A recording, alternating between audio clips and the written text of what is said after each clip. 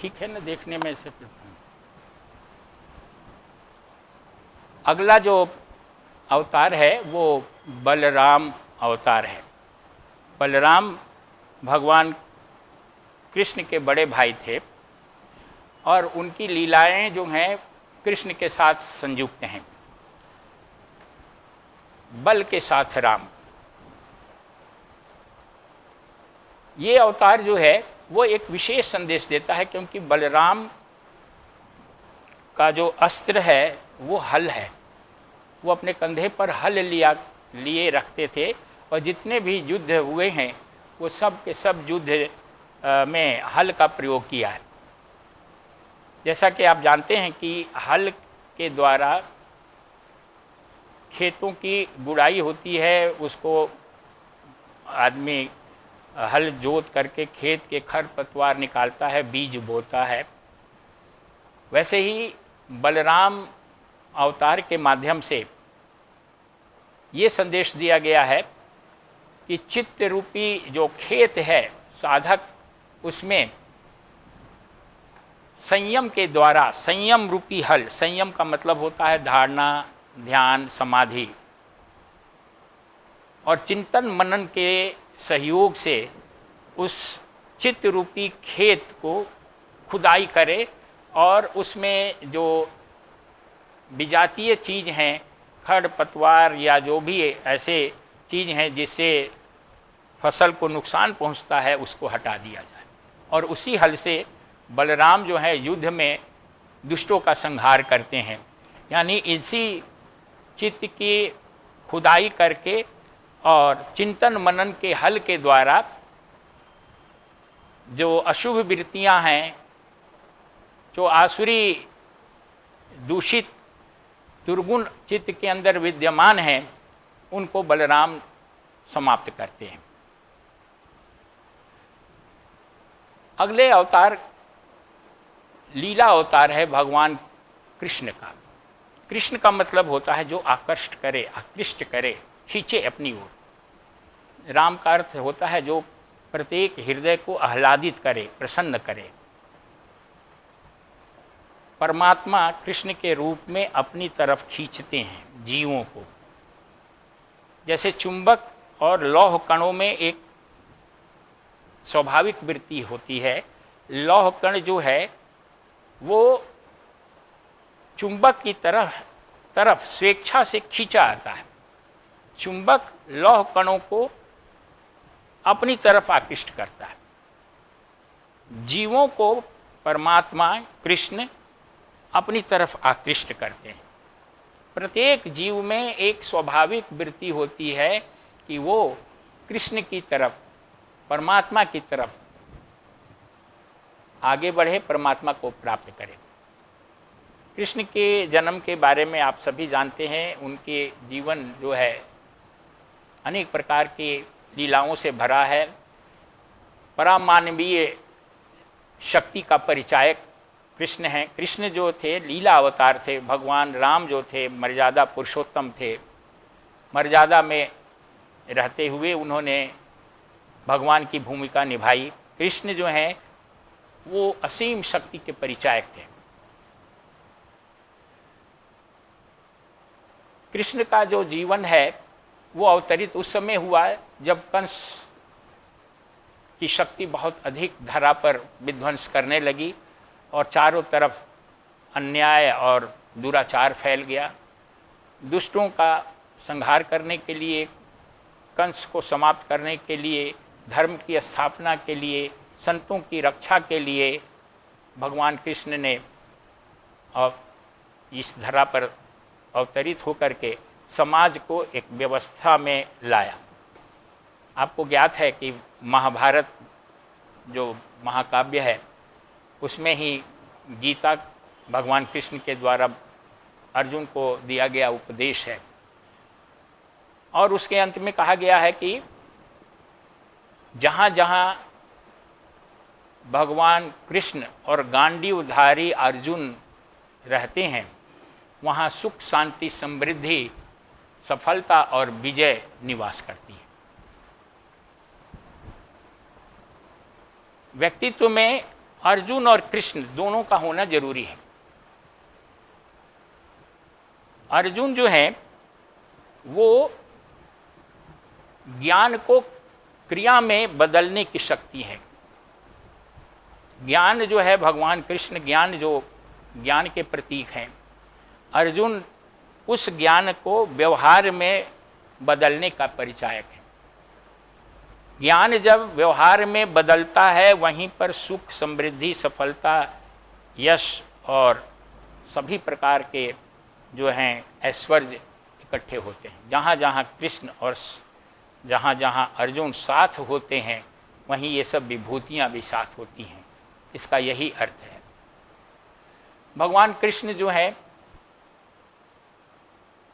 गोपियों के साथ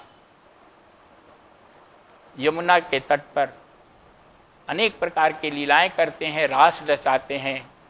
उसका भी एक मैसेज है। ज्ञान रूपी यमुना के तट पर अब वृंदावन रूपी अवचेतन, ये जो व्यक्ति का जो अचेतन है, अनकॉन्शियस माइंड है, वो वृंदावन है। उसमें ज्ञान की सरिता, ज्ञान का प्रवाह यमुना सतत प्रवाहित होती है। ऐसे वृंदावन में, ऐसे चित्त में जिसमें ज्ञान का प्रवाह हो रहा हो, तो वहाँ पर जो भावनाएं हैं, सात्विक भावनाएं, गोपियाँ, वो भगवान यानी कृष्ण के साथ रास करती हैं, आनंद और मंगलमयता का प्रसार करती हैं। यदि आप अपने चित्त को वृंदावन बना देंगे और उसमें ज्ञान की यमुना प्रवाहित करेंगे, तो शुद्ध भावना की गोपियाँ ऐसे चित्त में अवतरित होंगी और वे आपके अंदर अवतरित हुए परमात्मा कृष्ण के साथ रास रचाएंगी, आनंद प्रदान करेंगी। इस प्रकार से जो ये पूर्ण अवतार के रूप में भगवान कृष्ण ने समाज में और व्यक्ति के चित्त में दोनों स्तर पर रूपांतकारी परिवर्तन करते हैं। उनकी प्रत्येक लीलाओं का एक गुह्यार्थ है, एक मैसेज है। जैसे एक छोटी सी एक कथा के बारे में थोड़ा सा बताएंगे। पूतना वध, जन्म के कुछ दिन के बाद ही कंस को मालूम हुआ कि वृंदावन में उनको अब वध करने वाला अवतरित हो गया है। तो उसने पूतना राक्षसी को भेजा, लेकिन ये ज्ञात नहीं था कि वो बालक कहाँ है, किसके यहाँ है। तो पूतना को ये निर्देश दिया गया कि जितने भी बालक पिछले कुछ दिनों में वहाँ जन्मे हैं, सबकी हत्या कर दो। और पूतना अपना जो विषैला दूध है उन सारे बालकों को पिलाती गई, मारती गई। लेकिन कृष्ण ने जब उसका दूध पीना शुरू किया तो उस दूध के साथ उसके प्राण को ही खींच करके उसे ही मार डाला। पूतना जो है वो माया का प्रतीक है। जब चित्त में कृष्ण रूपी बालक अवतरित होते हैं साधना के क्रम में, तो वो साधक के ऊपर माया का प्रभाव पड़ता है। माया जो है बड़ा आकर्षक रूप धारण करके, पूतना एक बड़ी सुंदर स्त्री, सौम्य स्त्री के रूप में हर एक घर में जाती थी और जो भी बच्चे वहाँ नवजात शिशु होते थे उनको बड़े प्रेम से दूध पिलाने का प्रयास करती थी। तो ये जो माया है, सांसारिक माया है, वो बड़ा आकर्षक ढंग से साधक के ऊपर, साधक के नज़दीक आती है और उसे अपनी तरफ खींचती है। लेकिन यदि साधक के हृदय में सच्ची साधना की लौ लगी हुई है, तो ऐसा साधक जिसके अंदर साधना की सच्ची धुन है, लौ है, वो पूतना रूपी माया के आकर्षण को खींच लेता है और उसे प्राणहीन कर देता है। लेकिन जो सच्चा कृष्ण नहीं है, अन्य बालक सब पूतना के द्वारा मार दिए गए। अगर आपके अंदर वास्तविक आध्यात्मिकता का अंकुर नहीं है, आप सामान्य बालक हैं, तो माया मार देगी, पूतना मार देगी। लेकिन यदि हृदय में वास्तविक साधना की लौ जगी है, सच्चे कृष्ण का अवतरण हुआ है, तो ऐसी लौ जो है वो किसी भी आकर्षण में नहीं आती है, बल्कि उसके पीछे जो उसकी आसुरी उसका रूप है उसको उद्घाटित कर लेती है, पहचान लेती है और उसको नष्ट कर देती है। तो कृष्ण की जितनी लीलाएं हैं वो बड़ी अद्भुत हैं और बड़े रोमांचकारी हैं।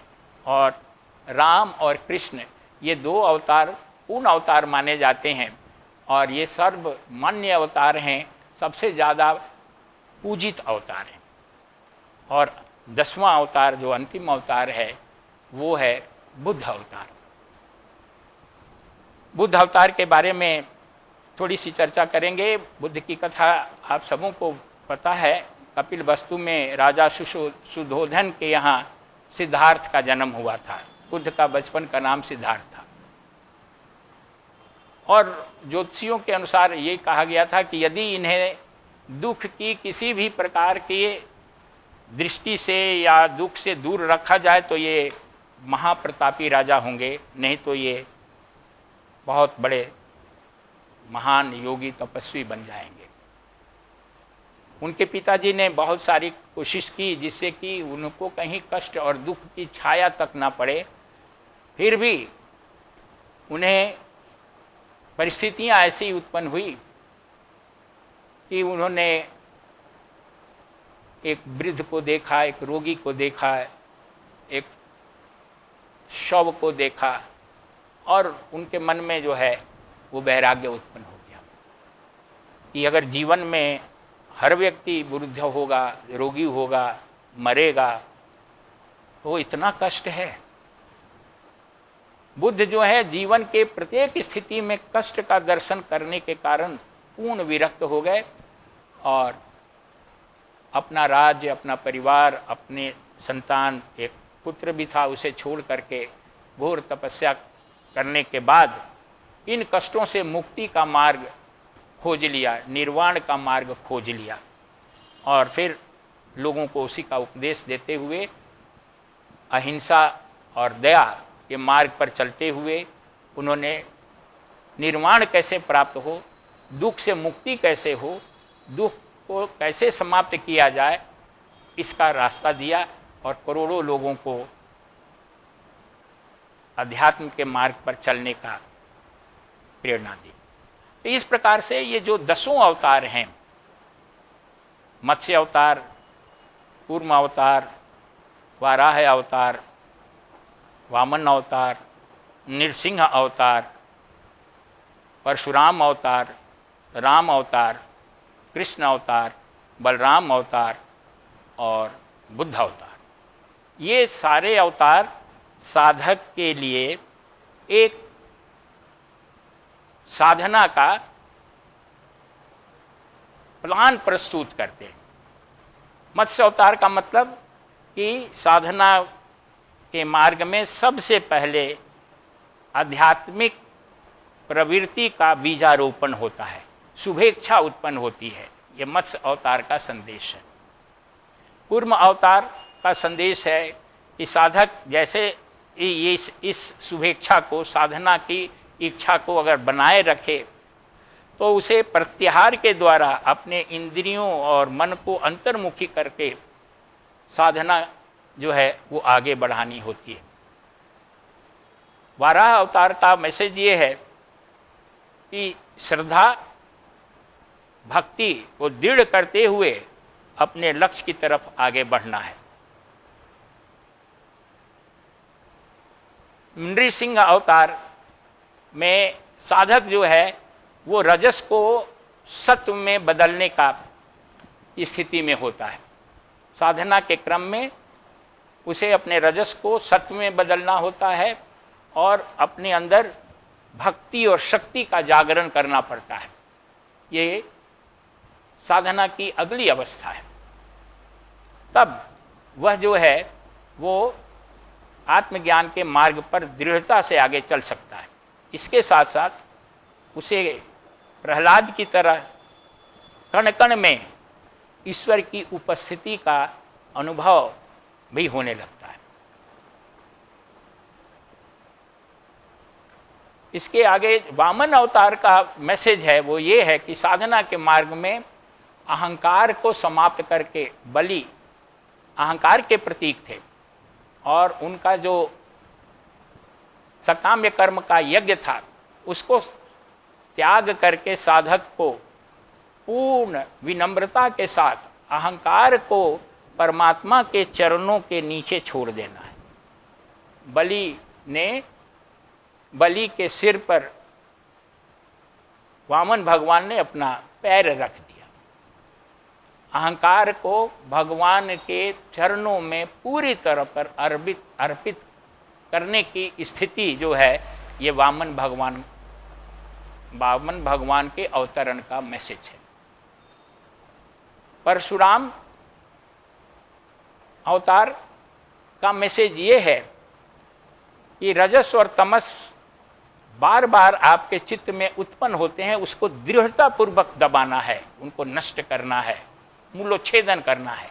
और वैराग्य की कुल्हाड़ी से साधक जो है जब आगे बढ़ता है तो वैराग्य की कुल्हाड़ी से संसारिक प्रपंच के जंगल को काट देता है। राम अवतार में साधना की पराकाष्ठा होती है जहाँ चित्त जो है पूर्ण रूप से विकसित हो जाता है और व्यक्ति के अंदर धर्म, अर्थ, काम और मोक्ष राम के चारों भाई प्रकट होते हैं। वो धर्म पर आधारित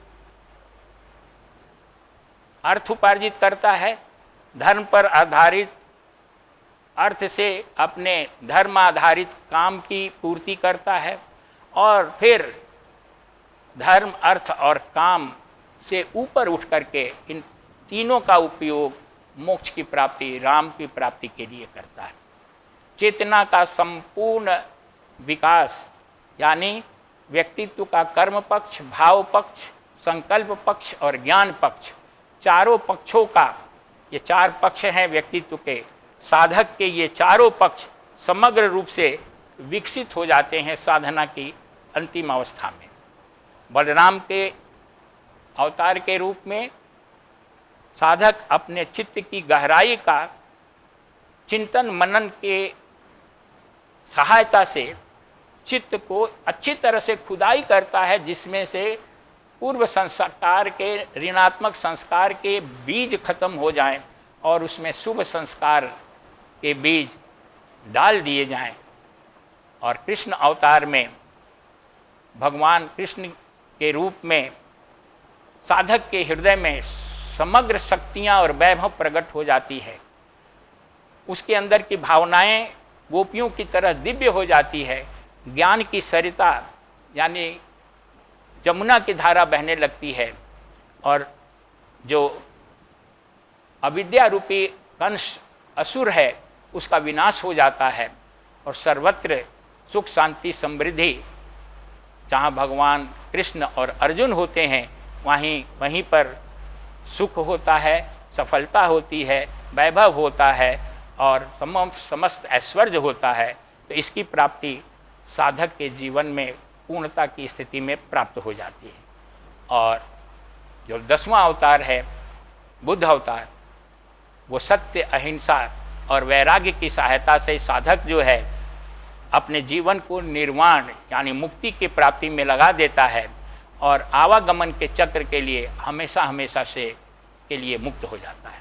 तो इस प्रकार से ये जो 10 अवतार हैं, ये 10 अवतार साधक को एक विशेष मैसेज देते हैं और दुनिया के समस्त धर्मों में ये अवतार किसी न किसी रूप में जरूर हुए हैं, उनकी कथाएं जो हैं अलग हो सकती हैं, लेकिन उनका मैसेज संदेश यही है। तो इस व्याख्यान के द्वारा यही कहा गया है कि अवतारों की इन कथा को अच्छी तरह से समझ करके इसका प्रतीक अर्थ, गुह्य अर्थ और जो इसका निहितार्थ है, इसको समझ करके अपने जीवन को साधना के मार्ग में चलाना है और इन अवतारों के माध्यम से जो मैसेज दिया गया है उसे अपने जीवन में उतारना है। इन्हीं शब्दों के साथ प्रवचन को यहीं विराम देते हैं और आशा करते हैं कि आप सब इन 10 अवतार के गुह्य अर्थ को समझ गए होंगे और इस भाव को ध्यान में रखते हुए इनकी ऐतिहासिकता पर उतना न जाते हुए इनके द्वारा दिए गए मैसेज को ध्यान में रखें और अपने जीवन को अपने परम लक्ष्य तक पहुँचाएँ। ओम शांति ही शांति ही शांति ही।